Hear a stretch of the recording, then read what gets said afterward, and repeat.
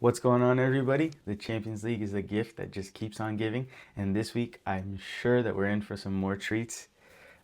I'm here, I'm back. I'm here to give you guys my delayed but necessary reaction to the Wednesday matchups on the Champions League between PSG and Liverpool and between Barcelona and Atletico Madrid. And I'm already going to take advantage of that. And I'm also going to talk a little bit about the matchups that will happen this week, the second leg of the quarterfinals. And we'll get into that very quickly because, again, I am 100% sure that we're going to have a very, very, very eventful matchups coming here. And so I'm going to start off talking about PSG versus Liverpool. I think that was the more straightforward game. I think it was a game that I predicted that was going to be dominated by PSG. And that happened. That happened. I think that was probably the easiest game for me to predict because I just didn't really see any reaction coming from Liverpool. Arne Slot is basically a dead man walking. He's a zombie in Merseyside. I think he knows he's going to get sacked. He's just waiting to see when. I think he's going to go to the end of the season. I don't think Arne Slot will be sacked now mid-season. There still is chance for Liverpool to get Champions League football through their league position. And with Aston Villa maybe being able to win the Europa League, I don't know. I haven't really studied enough to say if they're favorites, but obviously they're coached by Unai Emery, who is the most winning coach in the history of the Europa League. So that definitely puts them in contention for it at the minimum. So there's a chance that there will be top six in the Premier League that bring you to the Champions League. Now, will Liverpool hold off in making the move on from Slot and kind of transitioning them into Xabi Alonso, which I think is the most natural move there? He's an ex-player. He's already worked with a lot of the guys that are on the team, specifically Wirtz and Frimpong at Leverkusen. I think it's just the marriage that's going to make sense for Liverpool. And I'm talking about what's going to happen in the future for Liverpool, but that's a reflection of what the game was. Liverpool, first of all, they can't come out playing with a three-back formation that they had never played the entire season. And say what you want to say about Slot, I don't think he's dumb. So he definitely trained it going up to the match.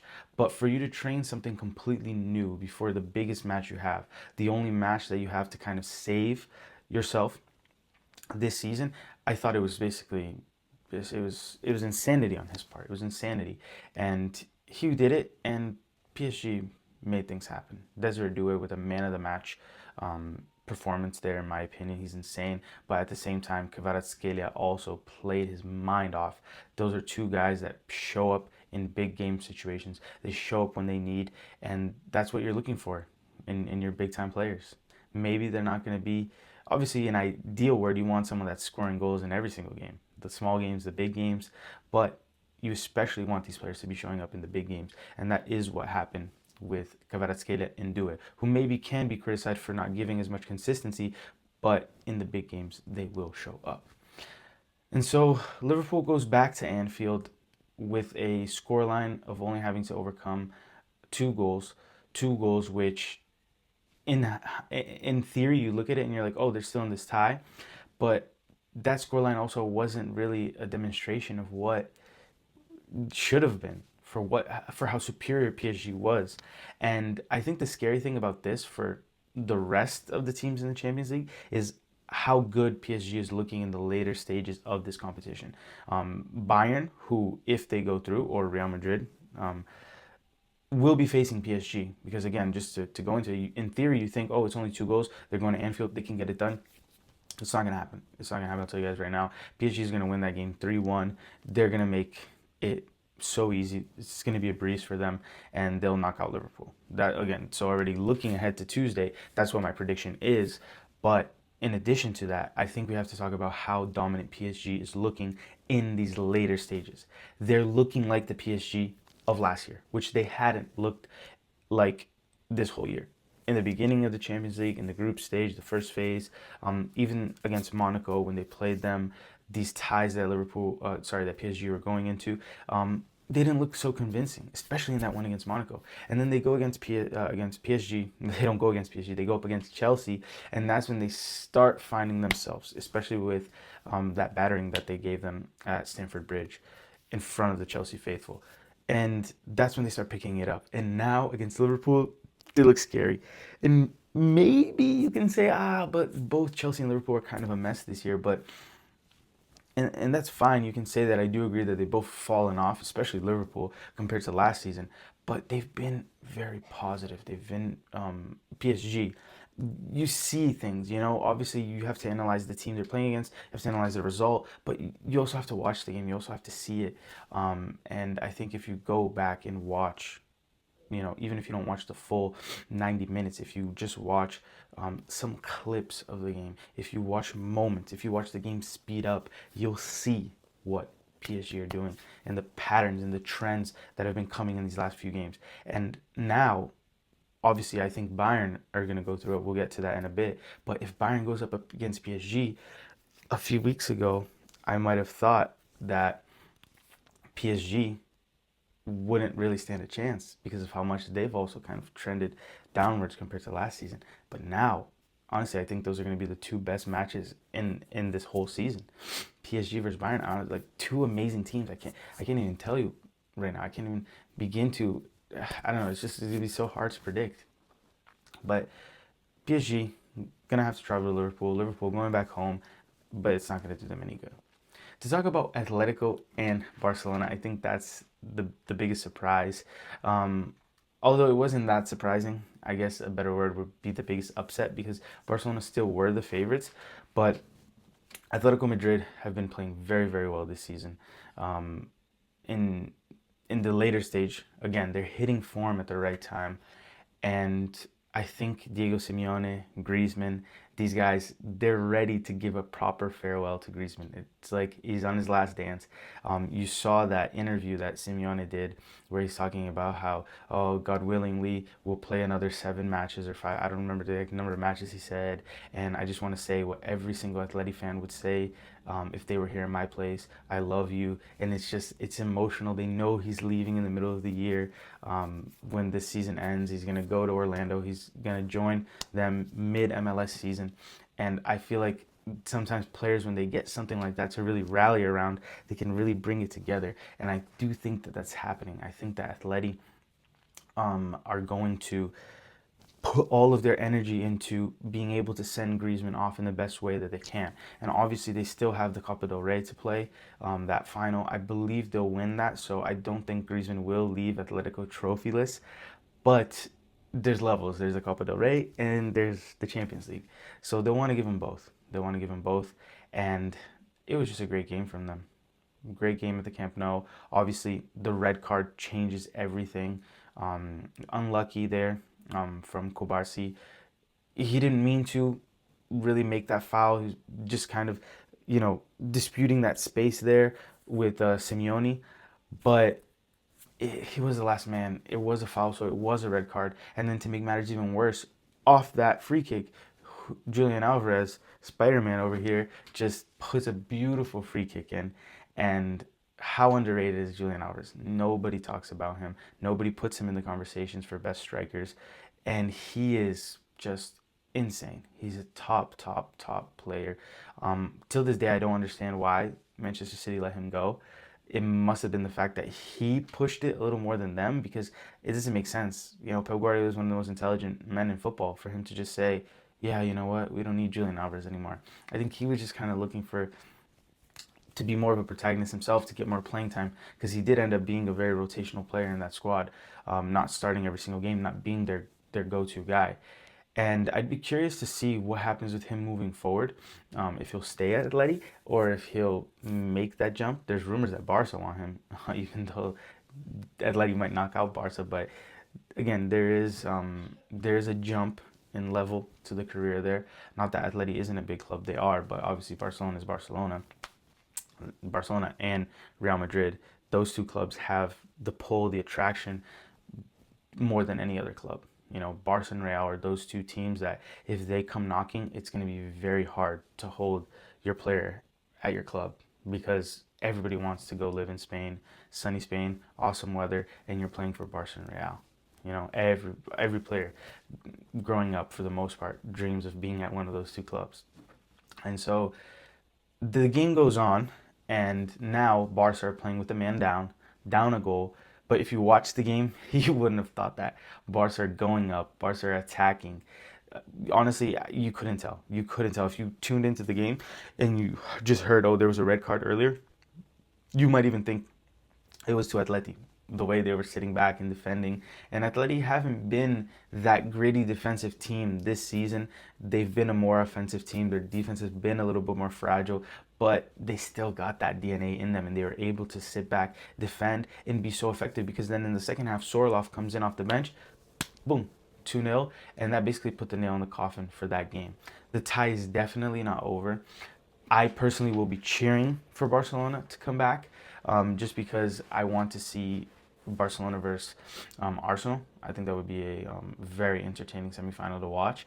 Whereas I think Atleti versus Arsenal might not be as much. But I'll get to that in a bit. But whichever one of these clubs that go through, Barca or Atletico, are knocking Arsenal out in the next tie. I guarantee you that. Arsenal have just been, obviously, this past weekend they just lost to Bournemouth. I'm not going to get too much into, I'll talk a little bit about Arsenal when we get into their matchup with Sporting, but I'm going to be cheering for Barcelona to make this comeback, and I do think they are very capable of it. But Atleti showed that they can stop this high-flying offense. They didn't concede to Barca. I think that's huge. And obviously Rafinha's not in. That does make a difference. As much as I love Marcus Rashford, I'm such a Marcus Rashford fanboy.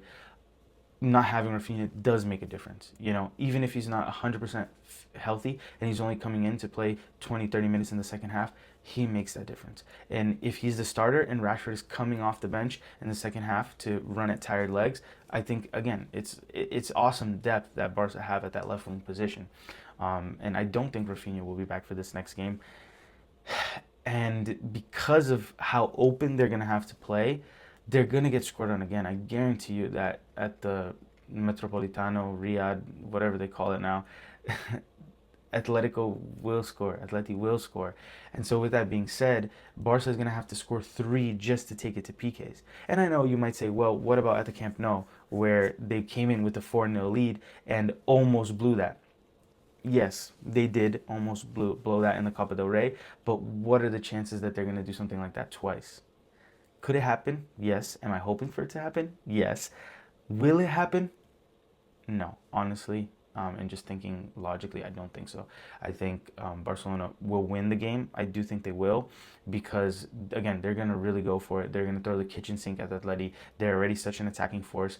They're going to go for it, and they're going to score goals, so they will win the game. But just by nature, they're already so exposed at the back. Imagine when you have to go after and score 3 goals. So with that being said, Barcelona will win the game. They're going to win the game 3-2. It's going to be a goal fest, but obviously with that 3-2 scoreline, not enough. Atleti are still going to go through, and I don't think it's going to be, because you can hear 3-2 like, oh, only one. I don't think it'll be that kind of game where it's like, because depending on how it goes, yeah, you could say, oh, that's, Barca almost made it back, but I think Barca will get a goal early, and then Atletico will pull one back. It'll kind of be like one of those. Barca will get one, Atleti will pull one back. Barca will get another one, go up 2-1. Atleti will pull one back, and then at that point it's 4-2 on aggregate. Barcelona still need 2 goals, and they'll keep hammering, and then late in the game they'll get a third one to win the game, but too little, too late. Atletico Madrid going through. That's, again, logically what I think is going to happen, but not what I'm hoping for. Will I be surprised if Barca make it through and win 3-0? No, because of their quality. I just don't see Atleti not being able to score on Barca if they're going to be so vulnerable at the back again. And so those are the 2 games that happened on Wednesday that I didn't cover, and the 2 games that will be happening on this Tuesday now. And so that brings us back to the game on Wednesdays, which I already reacted to the first leg. Go check out that video if you haven't seen my reactions yet. Real Madrid versus Bayern Munich. Just to get into it quickly in terms of predictions, because I already analyzed the first leg again. That Mbappe goal was a lifeline to Real Madrid. They're still not going to have Courtois. Maybe Jude Bellingham starts. He was playing in the last game, but obviously came off the bench. Bayern Munich are going to continue to show their dominance. I think they'll repeat the same scoreline. Bayern will win the game 2-1, eliminating Real Madrid. Oh, sorry, that was my words that got like stuck in my throat. Sorry, that was weird. But they'll win 2-1, and they'll go through 4-2 on aggregate. Bayern Munich, again, I just think they're so dominant, and I'm just going to be praying for that, because I really want to see Bayern versus PSG.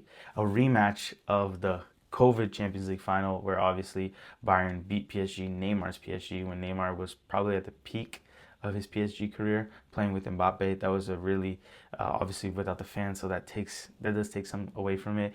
But that was a great final, and I believe I didn't research this, but I believe that if they do play, that'll be the first time that they meet in the Champions League since that final. So that's going to be a great game, and we're going to get to see it twice. So I'm predicting that to happen, and I'm praying it'll happen because we're all going to be excited to see something like that. And now, quickly as well, to just touch on Sporting and Arsenal. I honestly thought that Sporting might do something. I think Arsenal are just completely free falling. Um, I think it's hysterical. If you follow me on Instagram and you saw my story from Saturday after they lost to Bournemouth, I was just dying laughing because I couldn't believe it. I couldn't believe it because I legitimately thought that Arsenal would win the league, and I'm legitimately hoping they win the league as well, because nobody besides City and Liverpool have won the Premier League since Antonio Conte's Chelsea. So yes, I want to see someone new win, and people are like, "Oh, but their fans are so insufferable. They can't win. This is that." I don't cheer for a team in the Premier League, so does it really make a difference for me? No, it doesn't. I sympathize. There are clubs in the Champions League, sorry, not the Champions League, sorry, the Premier League that I do like. If I had to say I had a club in the Premier League, the team that I like the most in the Premier League, it's United. And so United don't have any chance of winning. So again, but at the same time as I want to see someone different win, I also think it's going to be hysterical. Like the comical relief of seeing Arsenal bottle it again, there would be scenes. It would be scenes. Then I think either way, and I think this is good news for us as football fans, unless again you're an Arsenal fan or an avid hater of Arsenal, the internet is going to break at the end of this Premier League season. Either with Arsenal fans celebrating and just becoming, again, insufferable. And honestly, it's been so long since they won the Premier League. If I was an Arsenal fan, I would as well. So that's either going to happen. It's going to be Arsenal fans taking over social media, or people taking over social media, fans of other clubs, rivals, to make fun of Arsenal. So I can't wait to the end. But Arsenal lose to Bournemouth. And I'm not trying to here review what happened in the Premier League, but just to add context going into this game, they just lost to Bournemouth. And because of that loss, they were only 9 points clear of City, with City having 2 games in hand and still not playing Arsenal, which happens this upcoming. So Arsenal are going to go into this game after having lost to Bournemouth, knowing that their next game after the Sporting game is Manchester City at Etihad. And if they lose to Manchester City away, they're going to be 3 points ahead of City, and City are going to have 1 game in hand. If Sporting got a result in that first game, I would have said Arsenal are out. I legitimately would have said it. And again, because of their free fall, I thought that Sporting could do something in the first leg. They ended up not. They played well, but Raya, again, made a lot of good saves, kept them in the game, and Arsenal ended up winning. A slim win, but better than nothing. And that first leg result is going to be what takes them through the next round. It's going to be another ugly game, an interesting game. I'm going to say 2-1 Arsenal. They'll get 1 goal. They'll get a second just to sure things up, probably off set pieces. And Sporting will get a goal late. I think that's how it would have to be. Honestly, it might even be... Actually, no, it's not going to be 2-1. It's going to be 1-0 again. Because if Sporting score, especially if they score first, again, if they score first too, like, how is the Emirates going to be? They're going to be so anxious. You're going to feel the tension in the air. So I think Arsenal are just going to play as safe as they can, sure up in defense, and just try to nick a goal like they always do. And they will. They'll go through. But again, like I already predicted, they're going to lose to Atletico or Barcelona, either one. And then they're going to prepare for the biggest game of their season, because even though they're still in the Champions League and they're going to be, in my opinion, in the semifinals, I think the league kind of became bigger. Because I never thought Arsenal were going to win the Champions League, even when they were like up there and like distancing themselves and everybody's like, oh shoot, they're going to win the Premier League and all of that. I still didn't think they were good enough. They weren't. They were so solid defensively, but so uninspiring going forward. I don't think you can win the Champions League being that poor offensively. So I never thought they were. But I was almost certain they were going to win the Premier League. And I think at this point, they might even like kind of... I know this is insane to say, but if they get knocked out in the next round in the Champions League, in the semifinals, their fans will be laughed at. They'll be upset. Yeah, especially if it's against Atletico. If it's against Barca, not as much. But it's more expected. It's more expected. But if they let the league go, especially after the lead that they already had from City, like it's going to be one of the biggest meltdowns I've ever seen. I think the only meltdown that I can think of, and I'll reference, I don't know if you guys will know, is Botafogo when they lost the league to Palmeiras. That was the biggest meltdown I've ever seen. But Arsenal, if they give it up this year, they're coming for a close second in that comparison. Look that up if you guys have never heard of Botafogo's meltdown. They were 13 points clear at one point in the Brazilian league, and they lost. They let Palmeiras win. This was in 2023. So Arsenal are in risk of doing something like that. But thank you guys. That's all I got for you. I'll see you guys sometime this next week. Hopefully putting out multiple videos this week. So again, we're going to see PSG beating Liverpool. We're going to see Atleti beating Barca. We're going to see brain fart. We're going to see Bayern beating Real and Arsenal beating Sporting. Obviously, I did predict Barca to go through before, but obviously, again, I'm just reacting. I'm reacting. Yes, my original prediction was Barca, and obviously I'm not going to try to credit myself. I'm just making that reaction. Yes, I predicted Barca to go through, but this is what happened, and so based on what happened, this is probably what's going to happen next. So if Barca go through, I'm not going to come back and be like, I predicted them to go through and try to take credit for it like that. But anyways, guys, please make sure that you guys like this video, hype this video. That's so important. Hype, hype, hype, hype. Like the video, hype the video, subscribe, comment down below, and share the video with your friends. And please help me. Again, I really enjoy this. I hope you guys enjoyed it a lot. We've been parked at 60 subscribers. So help me get to 100. Like I said, that's my goal now. We've been parked. I've been seeing it go up a little bit, you know, when we're in the 40s and to get up to 60. So thank you guys for that. But let's take that next step and let's get up to 100. And I'm going to do a giveaway for you guys once we do get to 100 subscribers. So we're 40 away. Let's get there. But thank you guys so much. Hope you guys all have a great rest of your day. God bless. See you guys in the next one.